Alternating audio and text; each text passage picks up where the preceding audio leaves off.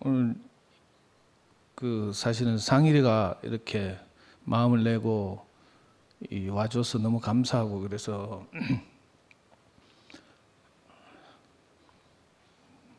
제가 이거 시를 한 편 낭독하려고 이거 우리 영미 전공인데 동아구연한 영미가 하면 훨씬 잘하겠지만 제가 이제 제가 이렇게 어린이 서점에서 또는 뭐 이런 연구소 같은 데서 이제 학부모 교육 하잖아요. 엄마를 위한 인문학 수업 이런 걸 하는데 어느 날 제가 그림책 한 권을 발견했어요. 그 그림책의 제목이 담장을 허물다라는 그림책이에요. 근데 알고 보니까 그게 어떤 시인의 시를 이제 그림을 넣어가지고 책으로 만든 거더라고요. 그래서 짧은 시인데 제가 한번 읽어보겠습니다. 담장을 허물다. 공광규. 고향에 돌아와 오래된 담장을 허물었다. 기울어진 담을 무너뜨리고 삐걱거리는 대문을 떼어냈다. 담장 없는 집이 되었다. 눈이 시원해졌다. 우선 텃밭 600평이 정원으로 들어오고 텃밭 아래 살던 100살 된 느티나무가 아래 둥지채 들어왔다. 느티나무 그늘 수십 평과 까치집 세 채를 가지고 들어왔다. 나뭇가지에 매달린 벌레와 새소리가 들어오고 잎사귀들이 사귀는 소리가 어머니 무릎 위 마른 귀지 소리를 내며 들어왔다. 하루 낮에는 노루가, 이틀 저녁은 연이어 멧돼지가 마당을 가로질러 갔다. 겨울에는 토끼가 먹이를 구하러 내려와 밤콩 같은 똥을 싸고 갈 것이다. 풍년초꽃이 하얗게 덮은 언덕의 가수원과 연못도 들어왔는데 연못에 담긴 연꽃과 구름과 해와 별들이 내 소유라는 생각에 뿌듯하였다. 미르나무 수십 그루가 줄지어 서 있는 금강으로 흘러가는 냇물과 냇물이 좌우로 거느린 논 수십만 마지기와 들판을 가로지르는 외산면 물항사로 가는 국도와 국도를 기어다니는 하루 수백 대의 자동차가 들어왔다. 사방 푸른 빛이 흘러내리는 월산과 성태산까지 나의 소유가 되었다. 마루에 올라서면 보령 땅에서 솟아오른 오서산 봉우리가 가물가물 보이는데 나중에 보령의 영주와 막걸리를 마시며 소유권을 다투어 볼 참이다. 오서산을 내놓기 싫으면 딸이라도 내놓으라고 협박할 생각이다. 그것도 안 들어주면 하늘에 울타리를 쳐서 보령 쪽으로 흘러가는 구름과 해와 달과 별과 은하수를 멈추게 할 것이다. 공시가격 900만 원짜리 기울어가는 시골 흙집 담장을 허물고 나서 나는 큰 고을의 영주가 되었다. 저 옛날에 이 시를 읽고 너무 감동이 돼가지고 제 강의를 듣는 세상 학부모들이 막 울면서 강의를 했던 생각이 나거든요. 근데 막상 제가 이제 현실과 부딪혀서 이렇게 살아보니까 이게 안 되는 거예요. 제가 너무 부끄럽고 그래가지고 상일한테 전화해가지고 막 지랄을 했는데 내가 지금 생각해도 너무 미안하고요. 상일이는 원래 뭐 항상 우필이하고 그렇게 말했다 하대. 우리는 뭐 김 목사님 없어도 된다 하면서 왜 교회를 떠나놓고 하고 교회 형제들 말씀 형들 말씀 너무 좋은데 하고 늘 이렇게 상일이가 살았어요. 그런데 제가 이 더러운 성격에 밀어내다시피 상일이를 쫓아내가지고 정말 나가서 고생하면서 이제 분투하고 있잖아요. 인간적으로 생각하면 정말 미안하고 우필이한테도 미안하고 하여튼 제가 못할 짓을 했는데 지나고 나서 생각하니까 이게 혹시 하나님이 하신 일이 아닐까 이 생각이 드는 거예요. 제가 젖은 일을 생각하면 정말 제가 석고대죄를 해도 미안할 일이고 용서가 되지 않을 일인데 근데 하나님이 하신다면 우리가 하는 모든 일을 모아가지고 정말 놀라운 일을 하겠구나 이 생각이 들고요. 근데 저는 정말 밴댕이 같아서 저 눈앞에 보이는 것밖에 모르거든요. 상일이가 떠나고서 갑자기 제가 덤터기가 써가지고 뭐 이렇게 뭐 일을 하다 보니까 저는 하여튼 지금 현실밖에 안 보여요. 근데 저와 다른 형제들이 함께 계셔서 저는 특별히 우리 한미라나 또 광태나 뭐 제가 감당할 수 없는 형제들이 있거든요. 아니 정말 자유롭게 이렇게 넘나드는 담장을 허물고 그 담장을 허문 삶을 실제로 사는 형제들이 진짜 있다니까. 그런 거 보면 제가 정말 너무 부끄럽고요. 저는 제가 하는 일에 조금이라도 태클 걸고 이러면 막 바로 막 고함 지르고 막 지랄할 텐데, 이 형제도 있고 영경님도 있고 뭐 많네 여기 보니까.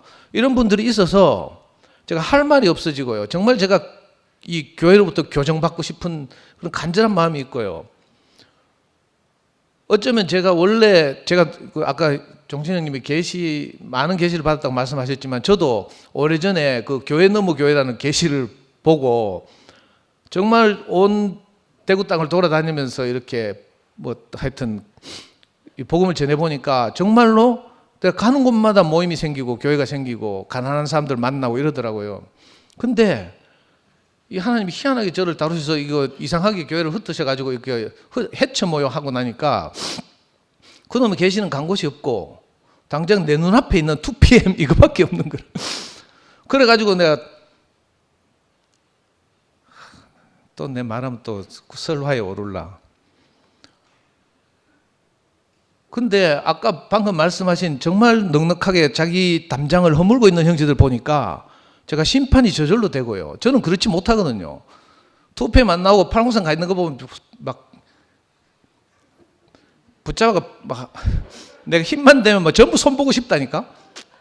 여 손볼 형제들 많네. 가만히 보니까 내가 새가 빠지게 만든 길차서 방에서 티 나가는 창현이 보니까 막. 근데 오늘 창현이 저 가난함을 가지고 오랜만에 찾아와서 저 눈물을 흘리는 창현이를 보니까 내 생각이 얼마나 옹졸하고 부끄러운지 너무 부끄럽거든요. 어쩌면 하나님이 저를 그래서 2PM에 딱 못 박아가지고 대패질하고 막 못질하고 망치질하고 저는 안팎으로 지금 다듬어지고 있어요.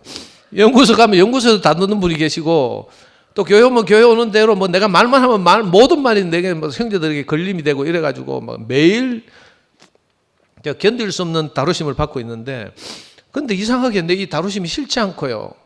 그 종청님이 말씀하신 것처럼 계시를 아무리 받다 하더라도 그것이 교회가 건축되는 것이 아니면, 인격화되지 않으면 아무 소용이 없다 이렇게 말씀하셨잖아요. 저는 그 말씀 안에서 제가 그대로 온전히 포함되고, 정말 그래서 자유롭게 넘나드는 형제들이 정말 존경스럽고, 형제들 분량을 내가 감당하기 어렵고, 이거 농담 아니고 진짜입니다. 한 분 한 분이 정말 새롭게 보이네 전부 다. 와,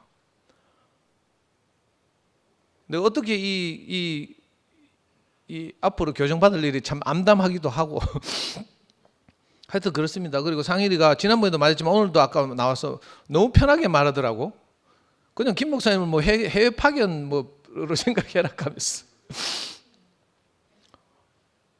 와, 저렇게 넉넉하게 말해주고, 또 내 보니까 어제 상일이가 올린 그 무슨 교회? 함께 가는 교회, 2023 함께 가는 교회라고 이름이 정해졌잖아요. 그 정관을 딱 보니까 정말 이 하나님 나라의 여러 공동체들이 긴밀하게 소통하고 뭐 흘러가는 뭐 대기여하는 교회 뭐 이렇게 정관에 정해져 있더라고. 근데 저는 그거 보면서 야, 진짜 이래 되겠나? 이런 생각이 저는 뭐 생내적 의심병이 많고 있잖아요. 상일이나 외칠이 같으면 되겠는데 나머지 사람들 보니까 이거 정관 통과되겠나? 이거 정관 읽어보기는 하나네. 막 이 생각이 들고 막 하여튼 저는 그랬는데, 그리고 막 운영인 9명이 뭐 이렇게 의논해서 뭐 중요한 게 결정하고 막 교회 이름을 투표로 결정하고 막 이러더라고. 아, 이건 민주주의네 이 생각이 들고요. 야, 이거 쉽지 않을 텐데 막 김 목사님 큰일 났다네 이 생각부터 들었어요. 하여튼 근데 상일이가 와서 이렇게 마음을 열고 이야기하는데 내가 너무 부끄럽고요. 저는 뭐 먼저 손을 내밀고 이런 거 없어요. 차경이 누나 하도 뭐라 해가지고 내가 진짜 미안하기도 하고, 저는 뭐 진짜 안 미안하면 절대 제가 뭐 사과하고 이럴 일 없어요. 고집 얼마나 센데.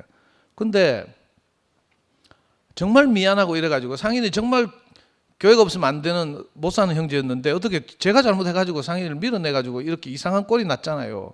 정말 너무 미안하고, 아까 상인이 말한 것처럼 언제든지 마음을 열고 왔다 갔다 했으면 좋겠고. 근데 저는 진짜 저 갈락하기에는 용기가 필요하네. 상인이만 있으면 내가 언제든지 가겠는데 혹시 진짜 하나님의 큰 은혜가 필요하고, 우리 그 자유롭게 넘나드는 형제들 내가 따라서 뭐 꼬랭이를 붙들고 가든지 막 하여튼 이렇게 해서 어찌하든지 하나님 나라가 그죠? 이 땅에 나타났으면 좋겠어요. 뭐 하여튼 이상하게 뭐가 왜곡되고 이래가지고 하나님이 교회를 손대가지고 그죠? 이렇게 하셨다고 할 수도 있고, 또 부정적으로 보면 교회를 하나님 나라를 무너뜨리려고 하는 누군가가, 그죠? 이 뭐 우리를 계속 회방하고 있다 이 생각이 들거든요. 우리 생각과 관념이 담을 치고 있어서, 저는 담장이 제 안에 있어. 제 안에, 형제들 안에 있는 게 아니고 내 안에서 맨날 저것들이 내한테 사진 보내면 있잖아. 사진 내 확대해가지고 막 보면서 있잖아. 너 그거 고 갔어? 투표에 오는 거 한번 보자. 그러면서 내가 익하고 있다니까. 특히 내 따라온 자매들 보면 와, 내가 요것들이 아주 하면서 너무 부끄러워요. 사실은 너무 부끄럽고, 저를 용서해 주시기 바라고, 형제들이 넉넉한 마음으로 저를 정말 이끌어 주시기를 바라고요. 또 하나 제가 오늘 할 일이 있는데, 아까 최종윤 목사님 간증을 들으니까 내가 너무 눈물이 나는 거예요. 옛날에 목사님이 요한복음 말씀하실 때, 요한복음 여러 버전이 있잖아요. 이 목사님 요한복음 여러 버전이 있는데, 어떤 해 버전에서는 요한복음 1장 1절에 태초에 말씀이 계시니라 이렇게 되어 있어요. 그런데 그 목사님이 해석하시기를 태초에 마음이 있었다 이렇게 번역하는 거예요. 그러니까 태초에 있었던 이 마음이 하나님 마음이라고 했잖아요. 그런데 오늘 종윤이 형님 그 마음을 만났잖아요. 그러니까 저게 하나님 마음이라, 저 말을 듣고 있는데 내가 너무 행복하고요. 저는 요 투표하면서 이쪽을 향해 있지만 사실은 귀는 저 방송실을 향해 있거든. 방송실 자매들 어떻게 반응하는지, 저것들 시끄럽게 하는지 안 하는지. 근데 종윤 형님 말씀하는데 막 방송실이 난리가 났어요. 자매들이 막 좋아가지고 막. 그래가지고 아까 9월달 말씀을 자기가 한다 했죠. 그러니까 막 형제들이 막 우리와 같이 박수를 치대. 그거 아니었어요? 종윤 형님이 뭐라고 말하든지 간에 우리는 징병제잖아요. 징병제. 지금 전신인데 지금. 어떤 분들이 저한테 자꾸 물어요. 다음 달 말씀 누가 하노? 이거 물어요. 제가 무슨 권력자처럼. 저도 몰라요.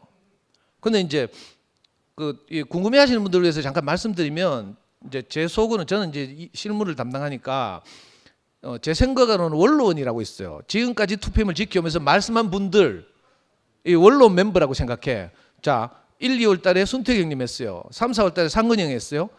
5월 달에 영화 형제가 했어요. 6월 달에 원모 형제가 했어요. 7월 달에 누가 했지? 영식 형님 했나? 맞나? 8월 달에 영식 형님 했구나. 9월 달에 지금 8월 달에 형님하고 계시고. 이런 분들이 저는 원론이라고 생각해서 중요한 일들은 이분들과 의논해야 된다고 생각하고 있어요. 그래서 저는 여러분들이 이제 추천하거나 하면 제 귀담아 들었다가 이분들에게 보고하고, 이제 누구로 하면 좋을까요? 어떤 때는 모였을 때, 어떤 때는 개별적으로 이렇게 의논하는데, 근데 우리 원론 멤버들이 또 너무 훌륭하잖아요. 인격적으로. 자기 뜻이 없는 사람들이 많아. 그래가지고 예를 들어서 순택 형님 같이 동생들의 뜻을 따르겠다 하고, 원모도 너무 어린 양이라서 별 의견을 안 내잖아요. 물론 다른 분들 어린 양이 아니라는 이야기는 아니고. 그래가지고 전에부터 최종윤 목사님 추천이 자꾸 들어왔어요. 근데 종윤 형님 아까처럼 자꾸 저렇게 말해. 근데 오늘 제가 종윤 형님 간증을 들으면서, 물론 우리 종천 형님이 뭘 자극해서 그렇겠지만 너무 가난한 그 마음을 이렇게 내놓는 걸 보니까, 저런 분이 말씀하면 도대체 누가 하겠나 싶어서 이번 달에는 저는 상의 안 하고 여러분들의 박수를 아까 우리 형제들의 마음이라고 생각하고 싶어요. 그래서 의논 안 하려고요. 이번 달에는 그냥 9월 달에는 우리 최정윤 목사님 하시는 걸로. 예.